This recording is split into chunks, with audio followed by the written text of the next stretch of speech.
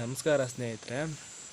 ಸರ್ವ ಮಂಗಳ ಮಾಂಗಲ್ಯೆ ಶಿವೆ ಸರ್ವಾರ್ಥ ಸಾಧಿಕೆ ಶರಣ್ಯೆ ತ್ರ್ಯಂಬಕೆ ದೇವಿ ಗೌರಿ ನಾರಾಯಣಿ ನಮಸ್ತುತೆ. ಇವತ್ತಿನ ವಿಚಾರ ಏನೆಂದರೆ, ನಮ್ಮ ಜೀವನದಲ್ಲಿ ಉಂಟಾಗುವ ಕಷ್ಟ ಮತ್ತು ಸುಖಗಳ ಬಗ್ಗೆ ಮಾತಾಡೋಣ.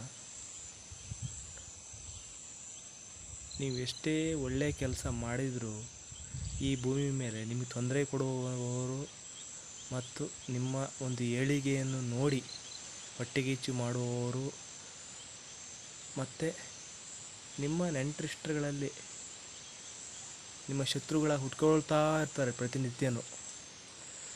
ನೀವೇನು ಅವ್ರಿಗೆ ತೊಂದರೆ ಕೊಡೋದು ಬೇಡ, ಅವರು ನಿಮ್ಮ ಏಳಿಗೆ ನೋಡಿ ಸಹಿಸ್ತಾ ಇರಲ್ಲ. ನಿಮಗೇನಾದರೂ ಕೆಟ್ಟದಾಗಲಿ ಅಂತ ಅವ್ರು ಬಯಸ್ತಾ ಇರ್ತಾರೆ. ನಿಮಗೆ ಕೆಟ್ಟದಾದರೆ ಅವರಿಗೆ ಖುಷಿಯಾಗುತ್ತೆ, ನಿಮಗೆ ಒಳ್ಳೆಯದಾದರೆ ಅವರಿಗೆ ಸಹಿಸೋಕ್ಕಾಗಲ್ಲ, ಹೊಟ್ಟೆಗಿಚ್ಚು.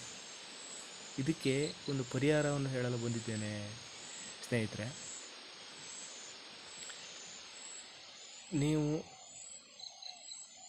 ತಾಯಿ ಚೌಡೇಶ್ವರಿಯ ಒಂದು ಕೃಪಾ ಕಟಾಕ್ಷಕ್ಕೆ ಪಾತ್ರರಾದಾಗ ನಿಮಗೆ ಯಾವುದೇ ಒಂದು ದುಷ್ಟಶಕ್ತಿಗಳು ಅಥವಾ ಮನುಷ್ಯರು ಮಾಡೋ ಒಂದು ಕುತಂತ್ರಗಳು ಅದು ನಡೆಯೋದಿಲ್ಲ. ಅದನ್ನು ಚೌಡೇಶ್ವರಿ ತಾಯಿ ಆ ಕುತಂತ್ರವನ್ನು ನಾಶ ಮಾಡುತ್ತಾಳೆ. ಆದರೆ ನಿಮಗೆ ಬಲವಾದ ನಂಬಿಕೆ ಇರಬೇಕು. ಈಗ ಯಾರೋ ಒಬ್ಬರು ಹೇಳಿದ್ರು, ಅದನ್ನು ಸರಿ ಮಾಡಿಕೊಳ್ಳೋಣ, ಅದು ಸರಿಯಾದ ಮೇಲೆ ದೇವಿಯ ಬಗ್ಗೆ ನಿಮಗೆ ಒಂದು ದೈವಿಕ ಒಂದು ನಂಬಿಕೆ ಇಲ್ಲದಿರುವುದು, ಕೆಲಸ ಆದ ನಂತರ ತಾಯಿಯನ್ನು ನೆನೆಯದೇ ಇರುವುದು, ಈ ಥರ ಮಾಡಿದಾಗ ನಿಮ್ಮ ಸಂಕಷ್ಟಗಳು ಮತ್ತು ಜಾಸ್ತಿ ಆಗ್ತವೆ.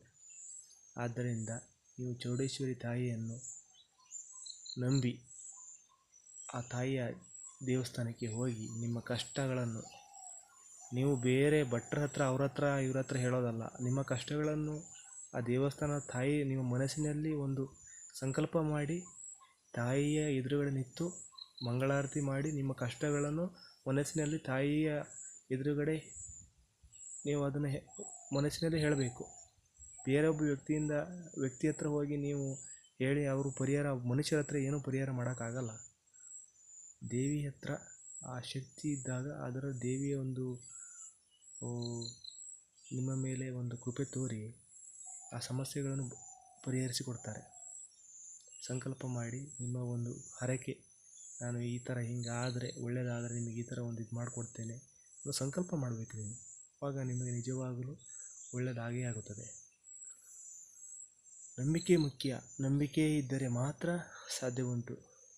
ನಂಬಿಕೆ ಇಲ್ಲ ಯಾರೋ ಹೇಳಿದರು ಅಂತ ಹೇಳಿ ಹೋದರೆ ಅದು ಯಾವುದು ಫಲಿಸಲ್ಲ ಸ್ನೇಹಿತರೆ.